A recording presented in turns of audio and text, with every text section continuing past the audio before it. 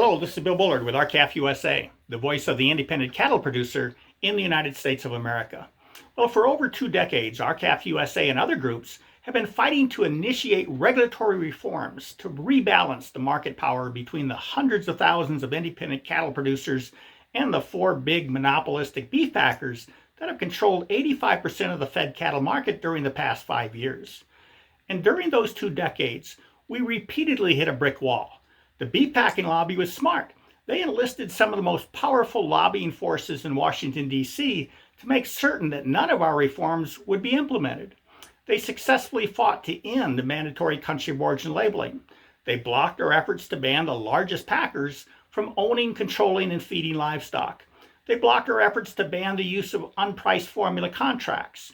They blocked all our previous efforts to require minimum volume levels in the price discovering cash market.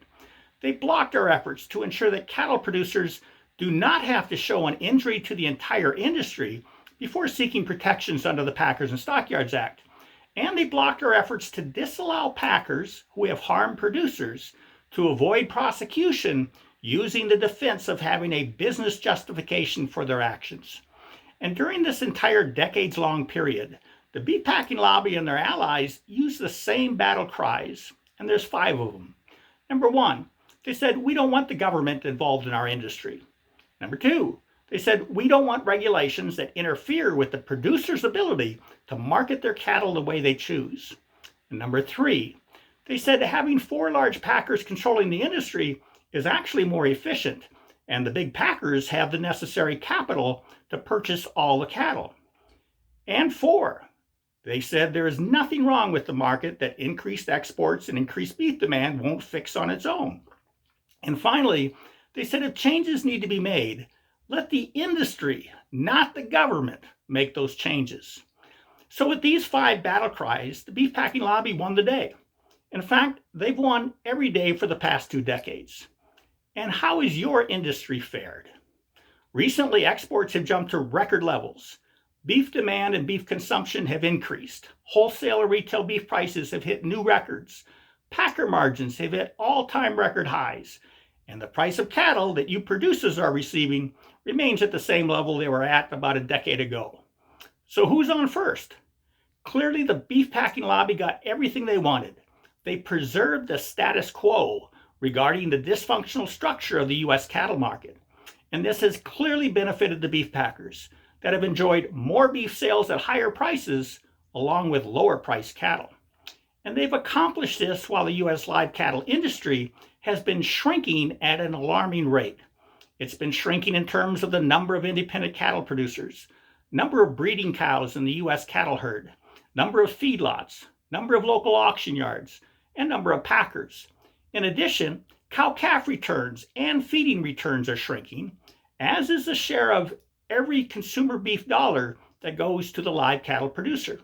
That's now at an all-time low of 37 cents for each beef dollar, after having fallen nearly 30% in just 5 years.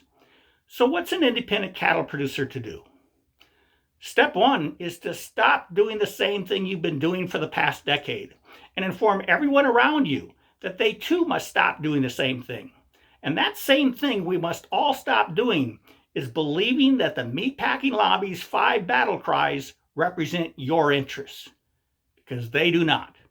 And the only way to overcome them is by joining together to convince state and federal elected officials that they must ignore the continual call to do nothing, and instead, they must take decisive action to preserve and protect competition in your U.S. cattle markets.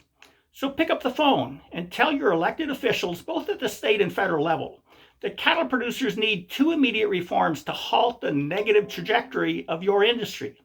First, those decision makers need to require all beef sold in America to be labeled as to where it was born, raised, and harvested. And second, they must preserve the integrity of your price discovery market by requiring packers to purchase at least 50% of their cattle from the negotiated cash market. Now, it really is up to each and every one of you watching today to take action if we are to turn your industry around. So please go to our website at www.r-cafusa.com to join with us so we can become strong enough to help you direct your U.S. cattle industry toward a more profitable and prosperous future for you and for the next generations. Have a productive week, and thank you and goodbye.